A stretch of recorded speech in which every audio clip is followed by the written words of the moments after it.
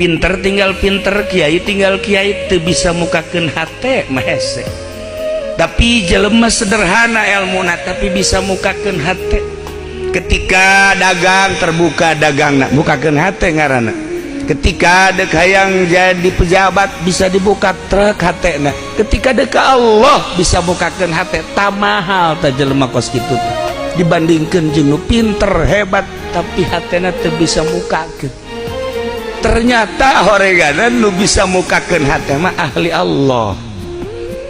Ahli fikih moal bisa mukakeun hate sakadar mukakeun fikih bae. Ahli alat moal bisa mukakeun hate sakadar bisa mukakeun maca.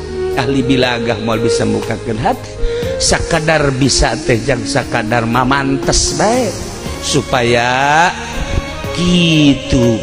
Mun bahasa lamun kalakuan jang supaya akur. Nah iya bilagah. Nah tapi mukakeun hate ka Allah mah kudu ahli Allah.